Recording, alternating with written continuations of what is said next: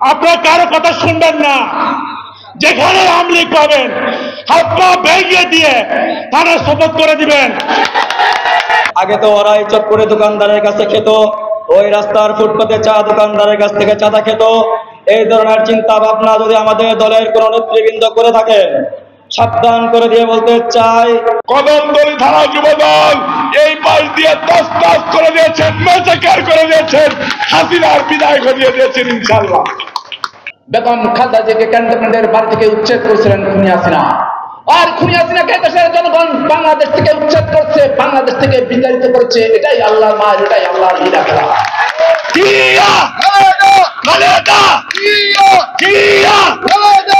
আপনার হয়তো মনে আছে ফ্যাসিস্ট হাসিনা আমাদের প্রিয় নেত্রী দেশনেত্রী বেগম খালেদা জিয়াকে জনগণ থেকে বিচ্ছিন্ন করার জন্য মিথ্যা ও বানোয়াট মামলা দিয়ে আমাদের ৮৬ বৎসরের নেত্রী আমাদের মাকে সপ্তাহে ৩ থেকে ৪ দিন সেই ক্যাঙ্গারু নামক কোর্ট আলিয়া মাদ্রাসায় নেওয়া হতো। আমাদের দেশনেত্রী বেগম খালেদা জিয়া যখন আসতেন, আমরা কাউরান বাজার অথবা শেরাটনের সামনে থেকে ওনাকে রিসিভ করে চাঙ্গারপুর পর্যন্ত নিয়ে আসতাম। আমাদের মিছিলে বারবার বাধা সৃষ্টি করত, আমাদের প্রতি আঘাত করত, আমাদেরকে গ্রেফতার করা হতো, আমাদেরকে গ্রেফতার করা নিয়ে যেত, আমাদেরকে লাঠির আঘাত করত, আমাদেরকে পঙ্গুত্ব করতে হতো। অনেক সহযোদ্ধা রয়েছেন যারা পঙ্গুবরণ করেছে পুলিশের আঘাতে। আমরা সেই দিনগুলির কথা আজও বলিনি। ৬১ নম্বর ওয়ার্ড যুবদল রাজপথে ছিল, বর্তমানে রাজপথে আছে এবং আগামী তো রাজপথে থাকবে ইনশাল্লাহ। সংগ্রামী সাথী ও ভাইরা, আমরা দেখেছি এই আওয়ামী লীগের দুঃশাসনের সময় আমাদের গুম খুন হত্যা মামলা দিয়ে আমাদেরকে এলাকা থেকে সরিয়ে রেখেছিল। সেই কথা আমরা বুঝতে পারি নাই। সংগ্রামী সাথী ও বন্ধুগণ, আমরা জানি এই এলাকায় অনেক আওয়ামী লীগ আছে, কিন্তু অনেকে এই এলাকায় যারা মূলদল করেন তাদের নেতৃত্বে এই আওয়ামী লীগ লুকে আছে। তাই আপনাদের উদ্দেশ্যে বলতে চাই, আপনারা কারো কথা শুনবেন না। যেখানে আওয়ামী লীগ পাবেন হাত পা ভেঙে দিয়ে থানায় শপথ করে দিবেন। আমরা কি জনগণের রক্ষক নাকি বক্ষক সেটা আমাদের আগে জানতে হবে। আমরা বিভিন্ন সময় বিভিন্ন জায়গায় গিয়ে জানতে পারি, আমাদের যখন দলীয় পরিচয় না দেয়, যখন রাস্তাঘাটে আমরা বিভিন্ন যা চটপটের দোকানদার আছেন, সাধারণ যে কোনো ব্যবসায়িক আছেন, তাদের কাছে জিজ্ঞেস করলে জানতে পারি আগে তো ভাই অমুক ভাইকে দিয়েছিলাম, এখনো কেউ কিছু বলছে না, কিন্তু ইঙ্গিত পাওয়া যাচ্ছে অমুক ভাইয়ের গ্রুপ এসে চটপটি খায়, কিছু ইঙ্গিত দিতে চায়। আমরা তাদেরকে হুঁশিয়ার করে দিয়ে বলতে চাই, যারা এই চিন্তা ভাবনায় আছেন, আগে তো ওরাই চটপটে দোকানদারের কাছে খেত, ওই রাস্তার ফুটপাতে চা দোকানদারের কাছ থেকে চাঁদা খেত। এই ধরনের চিন্তা ভাবনা যদি আমাদের দলের কোন নেতৃবৃন্দ করে থাকে, সাবধান করে দিয়ে বলতে চাই, ঢাকা মহানগর দক্ষিণ যুবদলের সংগ্রামী আহ্বায়ক খন্দকার এনামুল হক এনাম এবং সদস্য সচিব রবিউল ইসলাম নয়ন ভাই, তাদেরকে যদি সুনির্দিষ্ট কোনো প্রমাণ পান আপনাদের বিরুদ্ধে এরকম চাঁদাবাজি দখলবাজির, তাহলে আপনাদেরকে আজীবন সদস্য পদ থেকে বহিষ্কার করে দেবে, কোনো ছাড় হবে না।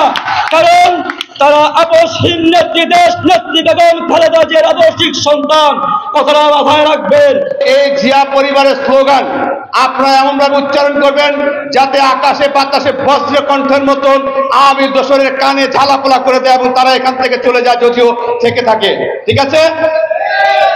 স্বাধীনতার ঘোষক জিয়া, স্বাধীনতার ঘোষক জিয়া, মুক্তিযুদ্ধের নায়ক জিয়া, খালেদা জিয়া, জিয়া খালেদা, খালেদা জিয়া, জিয়া খালেদা, তারেক রহমান, তারেক রহমান, লাগারে লাগা, লাগারে লাগা, লাগারে লাগা, লাগারে লাগা, কদমতলীর ৬১।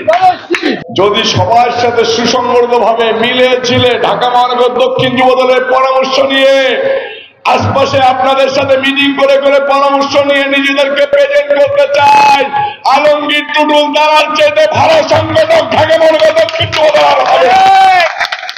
ইস্পাত কঠিন মনোবল নিয়ে সামনে এগিয়ে যেতে হবে। করতে হবে, বেগম খালেদা জিয়ার হাতকে শক্তিশালী করতে হবে, বিএনপির ভারপ্রাপ্ত চেয়ারম্যান তারেক রহমান সাহেবের হাতকে শক্তিশালী করতে হবে।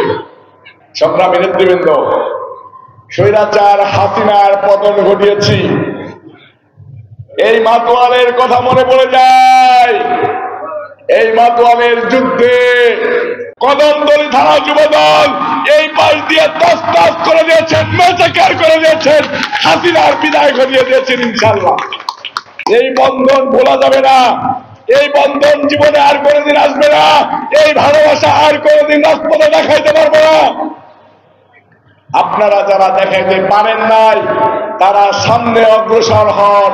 নব্য স্বৈরাচারের যদি আবার আবির্ভাব হয়, বিএনপির ভারপ্রাপ্ত চেয়ারম্যান তারেক রহমান সাহেবের নির্দেশনায়, তারেক রহমান সাহেবের নেতৃত্বে ঢাকা মহানগর দক্ষিণ যুবদল জীবন দেশে, রক্ত দেশে আবার দেবে, আবার দেবে, ইনশাল্লাহ আবার দেবে।